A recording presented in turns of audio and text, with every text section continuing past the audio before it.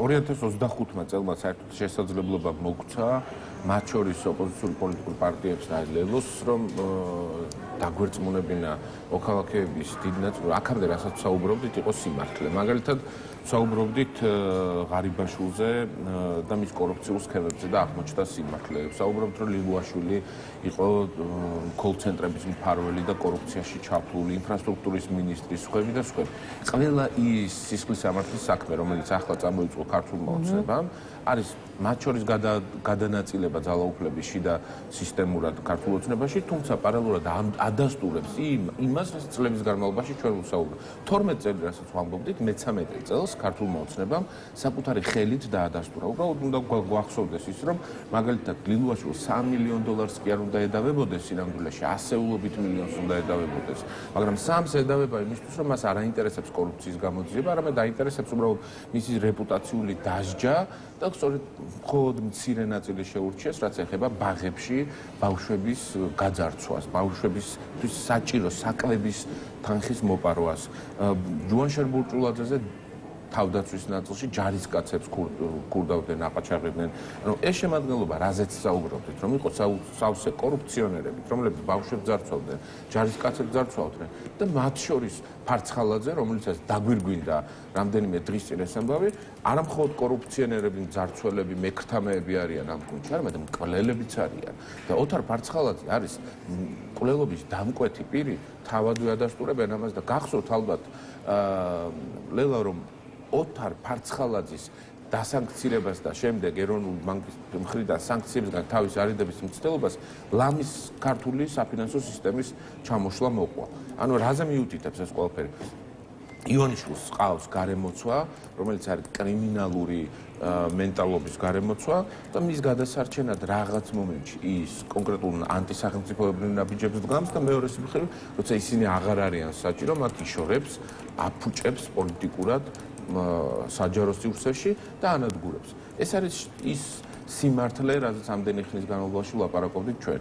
სამწუხარო მოცემულობა იქნება და საერთოდ არ მექნება უპირატესობის ან რაღაცა გამარჯვებულისგან, რომ აი ხო მართალი ვიყავ, ამას ვერ ვიტყვი მაინც, იმიტომ რომ ქვეყანა ზარალდება ყველა პროცესში, მაგრამ ბოლოს მართალი აღმოჩნდებით ივანიშვილთან მიმართებაშიც, კალაძესთან მიმართებაშიც, კობახიძესთან მიმართებაშიც, რომლებიც ასევე არიან ჩაბმული ამ კორუფციის ფერხულში და კახკალაძე, რომელიც კავშირშია ყველა იმ ძიმე გადაწყვეტილებასთან, როგორც მათ შორის პარტიის გენერალური მდივანი, საკადრო პოლიტიკასთან არის კავშირში ის, მასაც აუცილებლად მოუწევს პასუხისგება და უნდა ესმოდეს, რომ ივანიშვილი მასაც ფარცხალაძეზე ჩაგეკითხები, იქიდან გამომდინარე, რომ ახალია შედარებით ეს თემა და მე უკვე სხვა კუთხით მინდა რომ განვაგრძოთ საუბარი. ოთარ ფარცხალაძის ადვოკატი გაგი მოსიაშვილი ავრცელებს განცხადებას და გარდა იმისა, რომ დაცვის მხარი თქვათ უსაფუძვლოდ აფასებს ფარცხალაძის მიმართ ბრალდებებს და იქ სამართლიანი სასამართლოს აუცილებლობაზე საუბრობს, ამბობს, რომ ემიჯნებიან საქმის პოლიტიკურ კონტექსტში გადატანის ნებისმიერ მცდელობას. აი როგორ ფიქრობთ, რატომ არ სურს ფარცხალაძეს მისი საქმის უკან ვინმე პოლიტიკური ქვეტექსტები ეძებოს? შეიძლება ოთარ ფარცხალაძეს კიდევ აქვს იმედი, რომ ივანიშვილთან დაალაგდება და შეძლებს გამოსყიდვას რაღაც ტიპის დანაშაულებების, რომელიც მას პერსონალურად ივანიშვილთან აქვს. ივანიშვილს არ ადარდებს არც ერთი კრიმინალური ნაბიჯი მათი მხრიდან, მისი გარემოცვის მხრიდან. მას ადარდებს მისი პერსონალური ინტერესები. გავიხსენოთ მაგალითად გუშინ გაკეთებული პროკურატურის მხრიდან გაკეთებული განცხადება, სადაც პროკურატურა ამბობს, რომ ეს იყო და ოთარ ფარცხალაძე და მისი გარემოცვა არის დროთა განმავლობაში, მეტნაკლებად ვციტირებ, დროთა განმავლობაში შექმნილი კრიმინალური დაჯგუფება, რომელიც დანაშაულებებს ჩადიოდა რაღაც დროის განმავლობაში.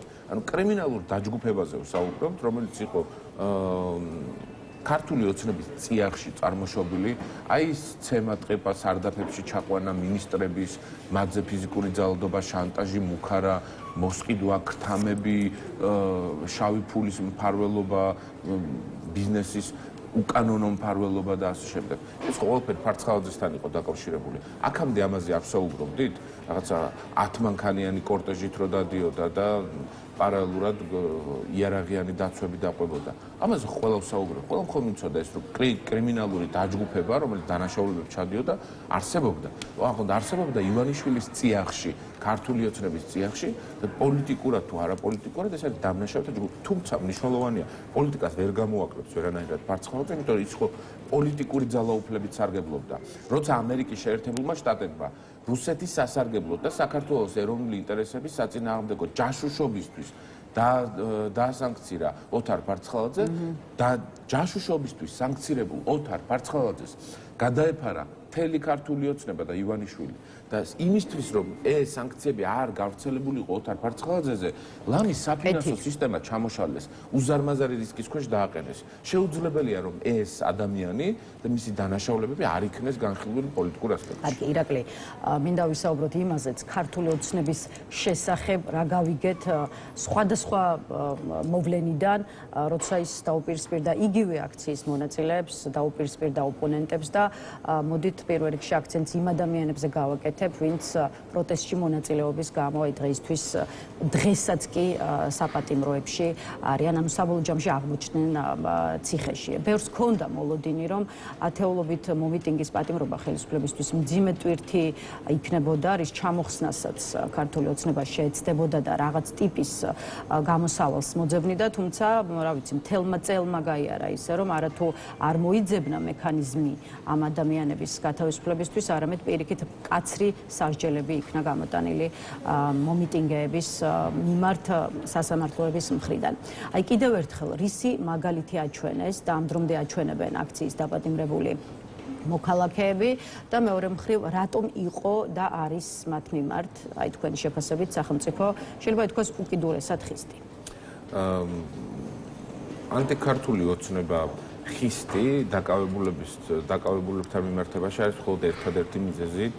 ეს არ არის არც სამართალი, ეს არ არის არც სამართლიანობა, არამედ წნეხი და პოლიტიკური დევნის შიშის გაჩენა. პოლიტიკური შიშის გაჩენა ივანიშვილის რეჟიმის მიმართ და ივანიშვილის რეჟიმი მაქსიმალურად ცდილობს, რომ დაკავებულებზე განახორციელოს ზეწოლა, გატეხოს მორალურად, შესთავაზოს შეწყალების მექანიზმები და ჩვენ ყველა პასუხი ვნახეთ. მაგალითად, გუშინ გავრცელდა საპატიმროდან კლდანის საპატიმროდან ვასილ კაძელაშვილის წერილი, სადაც ის ამბობს, რომ მასზე მიმდინარეობდა ზეწოლა და წნეხი იმისთვის, რომ მას დაედო ხელი კონკრეტული პარტიისთვის. ვასილ კაძელაშვილი ლელოს წევრია, ის დაკავებულია აქციების პირველივე დღიდან, გამოგონილი ბრალდებით ზვია ცეცხლაძესთან, ვეფხია კაცრაძესთან და სხვებთან ერთად. და მას აქვს ცალსახა პოზიცია, რომ არც შეწყალების თხოვნა არ იქნება, არც ვინმეზე ხელის გაშვერა არ იქნება, ის მზად არის სამწუხაროდ თან გვილოცავს ახალწელს და თან გვეუბნება, რომ მზად არის სხვა ახალწლებსაც შეხვდეს პატიმრობაში, ოღონდ ღირსეულად, ისე რომ პარალელურად ჩვენ უნდა გავაგრძელოთ ბრძოლა ყველა შესაძლებლობით და წინააღმდეგობის გაწევა ივანიშვილის რეჟიმისთვის. მათ აქვთ ერთი სიმყარე, მორალური სიმყარე პატიმრებს და პარალელურად ჩვენ გვჭირდება ძალიან დიდი სიმტკიცე გამოჩენილი თავისუფლებაზე, სანამ ვართ ყოველ შემთხვევაში თავისუფლებაზე იმისთვის, რომ მივაღწიოთ იმას, რისთვისაც ეს ადამიანები ციხეში შედან. ეს არის თავისუფლება, თავისუფალი არჩევნები, ევროინტეგრაცია და ასე შემდეგ. დაპატიმრებული მომიტინგეების გარდა არიან აქციის მონაწილეები, რომლებიც ერთ წელზე მეტია აგრძელებენ ქუჩაში დგომას და მათ შესახებაც ვისაუბრთ. რაც შეეხება ზოგადად წინააღმდეგობის მოძრაობას, რომელსაც 2025 წელს შეიძლება ითქვას, რომ არ ქონია ჩავარდნა არც ერთი დღითაც კი მიუხედავად იმისა, რომ არაერთ გზის გაამკაცრეს შეკრება მანიფესტაციის გამართვის წესები. აი წელი მთავრდება მოცემულობით, როცა ტროტუარზე დგომაც კი დასჯადი გახდა უკვე მიტინგეებისთვის, თუმცა როგორც უკვე აღნიშნე და კიდევ ერთხელ გავიმეორებ, აქციის მონაწილეები მაინც გამოხატავენ პროტესტს, რაც ფასდება როგორც წელში გამართული მოქალაქის მაგალითი. აი რა აჩვენეს უკვე უშუალოდ ადამიანებმა, რომლებიც სისხლის სამართლის წესით არ დასჯილან და არ დაუჭერიათ, მაგრამ ადმინისტრაციული წესით თქვათ არაერთხელ დააკავეს, ან ბევრჯერ დააჯარიმეს, თუმცა ამის მიუხედავად ჯიუტად არ წყვეტენ ქუჩაში გასვლას და მეორე მხრივ რამდენად იზიარებთ მათ პოზიციას, ვინც ფიქრობს, რომ ქართულ ოცნებას არაფერი აშინებს ისე, როგორც პროტესტი და საპროტესტოდ ქუჩაში გამოსული ეს ადამიანები. სამოქალაქო პროტესტი არის უმნიშვნელოვანესი და ძალიან ღირებული. მე არ დავატოლებდი არც პროტესტს, არც საგარეო ველზე მუშაობას, არც კორუფციის წინააღმდეგ ბრძოლას, არაფერს ერთმანეთს, იმიტომ რომ ყველა ველი არის ძალიან მნიშვნელოვანი და ყველა მხარე უნდა გავაძლიეროთ. ერთადერთი ისი სურვილიც მაქვს, რომ მომავალი წლიდან, როგორც აი წელი, ახალი წელი, წარსულთან დამშვიდობების და რაღაც მომავალი სურვილების წელი ყოფილიყო, სადაც თანამოაზრეები, რომლებიც ძირითადად ვთანხმდებით, რომ ივანიშვილის რეჟიმი გუდავს საქართველოში თავისუფლებას, დემოკრატიას და სამოქალაქო ინტერესებს, თავის მხრივ აქეთ მხარეს დგას თავისუფლების მსურველი საზოგადოება, ერთმანეთს არ ეკინკლავებოდნენ, ერთმანეთს არ ეწინააღმდეგებოდნენ, ერთმანეთს არ აკრიტიკებდნენ მიუღებელი ფორმებით და არსებობდეს ის ძირითადი შეთანხმება, ძირითად ერთობაზე, თუნდაც სტრატეგიულად რაღაც მინიმალური განსხვავებებით, რომელიც არ მისცემს შესაძლებლობას ხელისუფლებას, რომ შემოიტანოს დათიშვა და დაყოფა, დაყავი და იბატონეს პრინციპით. ბიძინა ივანიშვილმა ძალიან ბევრ წარმატებას მიაღწია, როცა ერთმანეთს ლანძღვაში ატარებს ოპოზიცია პარტიულად, სამოქალაქო აქტივისტები თუ მედია თუ სხვა ერთმანეთის ლანძღვაში ატარებს დროს. ეს უნდა ჩავაბაროთ წარსულს და ფოკუსი უნდა გავასწოროთ ყოველდღიურ წინააღმდეგობაზე, რაც არის. მათ შორის ქუჩის პროტესტი და სამოქალაქო პროტესტი, საგარეო ველზე მუშაობა, ყველას ჩვენი როლი და წვლილი გვაქვს. ოპოზიცია ახსენებს და ახლა სწორედ თქვენ სპექტრზე მინდა ვისაუბროთ. ახლა გრანტების შესახებ კანონში ცვლილებებმა, ისე როგორც ამერიკული ფარას სახელით მიღებულმა კანონმა, რომელიც ასევე 2025 წელს ამოქმედა ხელისუფლებამ, როგორც ამბობენ, მოგუდვის საფრთხის წინაშე დააყენა არასამთავრობო ორგანიზაციები, თუმცა სერიოზული პრობლემები შეუქმნა ხელისუფლებამ სწორედ ოპოზიციურ პარტიებს და ამიტომ კარგი იქნება თუ ცოტა დროს ამ თემასაც დაუთმოთ. ახლა წლის 7-დან დაიწყო, წლის მეორე ნახევრიდან დაიწყო ოპოზიციონერი პოლიტიკოსების დაპატიმრება, მათ შორის დააკავეს უშუალოდ თქვენი პოლიტიკური ძალის დამფუძნებლები მამუკა ხაზარაძე და ბადრი ჯაფარიძე, ისე როგორც უკვე წლის ბოლოს ციხეში აღმოჩნდა თქვენი კოალიციის კიდევ ერთი ლიდერი ალეკო ელისაშვილი. საბოლოოდ ხაზარაძე ჯაფარიძე კი გათავისუფლდნენ მიხეილ ყაველაშვილის შეწყალების საფუძველზე, თუმცა მაინც აი ჯამურად როგორი წელი იყო 2025 ოპოზიციური სპექტრისთვის და მათ შორის უშუალოდ ლელოსთვის. ამ წელმა პოლიტიკურად გაგაძლიერად თუ დღეს ქართულმა ოცნებამ მიაღწია და კიდევ უფრო სუსტია ოპოზიციური სპექტრი, ვიდრე ეს იყო თუნდაც შარშა. პირველ რიგში ნამდვილად ძიმე წელი იყო ჩვენი ერთ-ერთი ლიდერი ალეკო ელისაშვილი ამჟამადაც პატიმრობაში იმყოფება. მამუკა ხაზარაძე ბადრი ჯაფარიძეზე არის კიდევ დამატებითი ახალი ბრალი წარდგენილი აწ უკვე საბოტაჟის მუხლით და თავის მხრივ ველოდებით კიდევ ახალ ბრალდებებს, იმიტომ რომ ეს განცხადებები ისმის მაგალითად არაბული ეგრეთ წოდებული ინვესტიციების მიმართ ჩვენ კრიტიკული დამოკიდებულების ფარგლებში მათი მხრიდან რაღაც ახალი შემოიტანეს, სადაც ისინი საუბრობენ ფასებზე, თითქოს მამუკა ხაზარაძე ადგენს ფასებს და რაღაც სიგიჟები, რომელიც ყოველდღიურად და ახალ საგამოძიებო კომისიას ქმნიან არალეგიტიმურ პარლამენტში. და ეს ახალი საგამოძიებო კომისია იქნება სავარაუდოდ კიდევ ერთი მექანიზმი პოლიტიკური რეპრესიებისთვის და ძალადობისთვის. ამიტომ ჩვენთვის მნიშვნელოვანი ამბავია ის, რომ ხო ოპოზიცია როგორი ფორმაშიც არ უნდა იყოს, ჩვენ გადაჯაჭვული ვართ პირდაპირ საზოგადოების სიძლიერესთან, ძლიერებასთან. ჩვენ სიძლიერეს ვუყურებთ იმასთან მიმართებაში, რამდენად ოპოზიციურია საზოგადოება და ვფიქრობ, საზოგადოების სრული უმრავლესობა საქართველოში არის ოპოზიციური, ეს ბევრად უფრო ცხადი გახდება თავისუფალი და დემოკრატიული არჩევნების პირობებში. ეს რამდენად ნიშნავს იმას, რომ ოპოზიციურად განწყობილი საზოგადოების დიდი ნაწილის ნდობა აქვს რომელიმე ოპოზიციურ პარტიას და რომელიმე ესე არ მგონია, რომ ან ჩვენ ან სხვას აქვს გამორჩეულად დიდი მხარდაჭერა, ერთმანეთისგან განსხვავებული მხარდაჭერა, ეს წინა არჩევნებმაც აჩვენა, თუმცა ფაქტობრივი მოცემულობა, რომ ეს მხარდაჭერა ყოველთვის ნაწილდება ძირითად ოპოზიციურ პარტიებზე. აი რა შეეხება და აქცენტი მინდა გავაკეთოთ ამაზეც, რამდენად არის დღეს ოპოზიცია იმ ფორმაში, წინა კითხვაშიც გკითხეთ ეს, იმ ფორმაში, რომ რეალური წინააღმდეგობა გაუწიოს ქართულ ოცნებას და გაუწიოთ რეალური კონკურენცია. თვითონ ქართული ოცნების ლიდერების შეფასებაა, რომ ოპოზიცია არ არსებობს და თავი რომ დავანებოთ მათ შეფასებასაც ოპოზიციური სპექტრის მისამართით, ამ შემთხვევაში უკვე ანალიტიკოსთა პოზიციებს გულისხმობ, რა ვიცი, ბოლო 1 წელია შეიძლება ითქვას, რომ კარგი არაფერი ისმის, დასუსტებული, დაქსაქსული, დაყოფილი, დისკრედიტებული, დემორალიზებული. სამწუხაროდ ამ ძირითადად ამ ტიპის არის ის შეფასებები და განცხადებები, რასაც ვისმენთ და ხედავთ ოპოზიციური სპექტრის მიმართ. შესაბამისად, ერთია ვთქვათ რა წვლილი აქვს ოპოზიციის ამ მდგომარეობამდე მიყვანაში ქართულ ოცნებას, მაგრამ მეორეა, რამდენად გაქვთ შეცდომები დაშვებული თვითონ თქვენს ფლანგზე, ანუ გულისხმობ ოპოზიციური ძალების მიერ დაშვებულ შეცდომებს და ამავე დროს რას ეტყოდით მათ, ვინც ფიქრობს, რომ ოპოზიციას შეუძლია მეტი, მაგრამ არაკეთებს, მათ შორის იმიტომ, რომ ამოდის არა ვთქვათ სახელმწიფოებრივი, არამედ უფრო მეტად პარტიული და პირადი ინტერესებიდან. არ ვეთანხმები ამ შეფასებებს გასაგებ მიზეზების გამო, ის რომ ოპოზიციის ნაწილი შებოჭილი აქვს ხელები უფრო აქტიური საქმიანობისთვის, ეს დამოკიდებულია იმაზე, რომ რეპრესიული მანქანა ბევრად უფრო ძლიერად არის ამუშავებული, თუმცა ვერავინ ვერ იტყვის და არავის არ აქვს იმის უფლება, არც ობიექტურად, არც მორალურად, რომ მაგალითად ლელოა სხვა ოპოზიციური პარტიების, სხვებზეც ღიად ვისაუბრებ, უკან იხევენ რაიმე პროცესში. ყველა თითქმის ყველა ლიდერზე ან აღძრულია საქმე, ახალი საქმე, ან იმყოფებიან პატიმრობაში, არ არსებობს პოლიტიკური პარტია, მათ შორის გახარია დევნილობაში და ასე შემდეგ.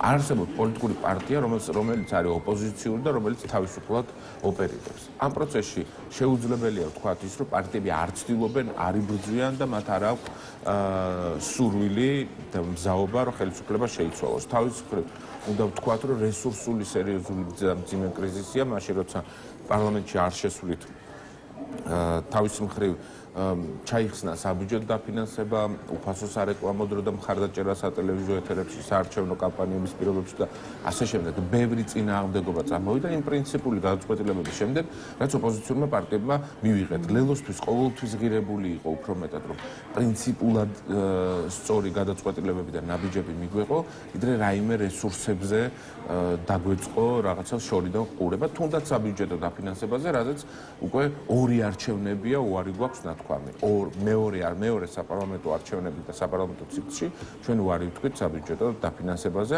კონკრეტული მოცემულობის გათვალისწინებით. ამიტომ დარწმუნებული ვარ, რომ ოპოზიცია შესწევს ძალა ერთად იმუშაოს და ერთად მუშაობა ნიშნავს მხოლოდ სტრატეგიულ ერთობას და არა რაღაც განსაკუთრებულ ერთ ნომერს ან ასე შემდეგ ამის აუცილებლობა ჯერჯერობით არ დგას. თავის მხრივ მნიშვნელოვანი და პრინციპულია ის, რომ საზოგადოებამ გააკეთოს არჩევანი და თქვას, რომ კი ოპოზიციურ პარტიებში არის ისეთი არჩევანი, სადაც შეიძლება რომელიმე პარტიის ინტერესს მოქალაქე შეუთანხმდეს, შეეთავსოს და თავადაც უნდა გადაწყვიტონ ეს. მაინც უფრო გრჩება შთაბეჭდილება, ანუ ოპოზიციური პარტიების პოზიციონირება რიგ შემთხვევაში უფრო მეტად ტოვებს შთაბეჭდილებას, რომ იმყოფებით პასიურ პოლიტიკურ სიტუაციაში, ვიდრე აქტიურში. და ამ კონტექსტშიც მოდით უშუალოდ ლელოზე ჩაგეკითხებით, აი მინიმუმ რამდენიმე კვირაა და თვალშისაცემია ის გარემოება, უშუალოდ თქვენი პარტიის დამფუძნებლები, მამუკა ხაზარაძე და ბადრი ჯაფარიძე, ფაქტობრივად აღარ ჩანან, იმასაც კი ამბობენ, რომ პოსტების დაწერაც კი ასე ვთქვათ, შეწყვიტეს სოციალურ ქსელში, ვთქვათ, თავი რომ დავანებოთ და არაფერი ვთქვათ, მათ ფიზიკურად გამოჩენას და აქტიურობას. აი რა ხდება იქნებ გითხრათ, ეს რითი უნდა აიხსნას, სად არიან თქვენ უშუალოდ თქვენი პარტიის დამფუძნებლები და ამავე კონტექსტში აი პოლიტოლოგ ვახტანგ ძაბირაძის პოზიციაზეც დაგისვავთ კითხვას, რომელიც არ გამორიცხავს, რომ ხაზარაძე ჯაფარიძემ პოლიტიკიდან გასვლის გადაწყვეტილება მიიღო. აი თქვენი ლიდერების პასიურ პოლიტიკურ პოზიციაში გადასვლა. არ ვიცი, პოლიტიკიდან წასვლის განწყობას ხომ არ უნდა აჩვენებდეს მათი მხრივ? არა, პირველივე პასუხი რო იყოს, არა, მამუკა და ბადრი არიან ბრძოლის ველზე, მათ ისინი არიან წინააღმდეგობაში. ბადრი ჯაფარიძე იმყოფება საქართველოში, მამუკა ხაზარაძე იმყოფება საგარეო ვიზიტში, ისინი აქტიურად არიან ჩართული ყველა პარტიულ საქმიანობაში. ყოველდღიურ პარტიულ საქმიანობაში და ჩვენ ძირითადი საზრუნავი არის ის, რომ პარტიული ინფრასტრუქტურა, პარტიის წევრები, მხარდამჭერები იმყოფებოდნენ სრული მხარდაჭერის პირობებში, მუშაობდნენ განსაკუთრებულად რეგიონებში, სადაც ყველა პოლიტიკურ პარტიას ძალიან უჭირს და განსაკუთრებულად ოპოზიციურ პარტიებს და ჩვენ გვინდა რომ შევავსოთ სწორედ ის ყველაზე რთული ადგილები, რთულად სამუშაო ადგილები, სადაც მეტი ენერგიაა ჩასატები. რეგიონებზე ძალიან დიდი ყურადღებით გამოვრჩევით, შევინარჩუნეთ მათ შორის ოფისები, სტრუქტურები, ადამიანები მინიმალური მხარდაჭერით იმისთვის, რომ სამწუხაროდ უნდა ითქვას, რომ სხვა ოპოზიციურმა პარტიებმა ეს ვერ შეძლეს, ის რომ ჩვენ ამას ვაკეთებთ, ნიშნავს ერთადერთ რამეს, რომ ჩვენ ვრჩებით ბრძოლის პროცესში, ვიყურებით მომავალში და გვინდა რომ მზად დავხვდეთ ყველა იმ ტიპის გამოწვევას, სადაც ივანიშვილის დამარცხება იქნება გარდაუვალი და შესაძლებელი. ეს იქნება შეიძლება ახალი არჩევნები, შეიძლება საპროტესტო მუხტის გაძლიერება და ასე შემდეგ. ირაკლი, ჩვენი საუბრის ერთგვარად რეზიუმე რომ გავაკეთოთ, აი ყველაფერი იმის გათვალისწინებით, რაზეც ვისაუბრეთ და რაზე საუბარიც ვერ მოვასწარით, რას შეიძლება ველოდებოდეთ 2026 წელს, ესეც რომ გითხრათ, ისე როგორც საინტერესოა, კარგს რას ხედავთ, როცა საუბარია 2025-ის შედეგების შეჯამებაზე. ცუდი მართლაც ბევრი ჩამოვთვალეთ, როცა მიმდინარე წელი შევაფასეთ. კარგი რა იყო, ესეც რომ გითხრათ. მიუხედავად იმისა, რომ 2025 წელმა ძალიან დიდი დარტყმა მიაყენა საქართველოს ეროვნულ ინტერესებს, დავკარგეთ კიდევ ერთი წელი, ამის პარალელურად ძალიან მნიშვნელოვანია პოლიტიკური სიცხადე. რაც შემოიტანა ივანიშვილის მხრიდან ნიღბის ჩამოხსნამ. ნიღბის ჩამოხსნის პირობებში ჩვენმა საზოგადოებამ გარდაულად, ვისაც არ უნდა რომ ხელი აიფაროს თვალებზე და ყურებზე ხელი აიფაროს, დაინახა რას წარმოადგენს ივანიშვილი. ის არის მემკვიდრე ძალადობრივი მურუსიძის სასამართლოსი, იმ პროკურატურის, რომელიც ძალადობდა, იმ სუსის, კუდის და ყველა იმ ძალიან მძიმე წარსულის, რომელიც არავის არ მოწონდა, შეცვლის სურვილით არჩევანი გააკეთა ალტერნატივაზე და მიიღო ბევრად უფრო მძიმე შედეგი. ის რომ სიცხადე შემოვიდა და აქამდე არსებული ჩვენი მხილება უკვე ფაქტობრივად დადასტურდა, ფაქტობრივად მათივე ენით და მათივე პირობებში დადასტურდა, ეს არის მნიშვნელოვანი, რომელიც მოგცემს შესაძლებლობას საბოლოოდ დაუსვათ წერტილი ამ ბოროტებას, რაც ჩვენს გარშემო ხდება.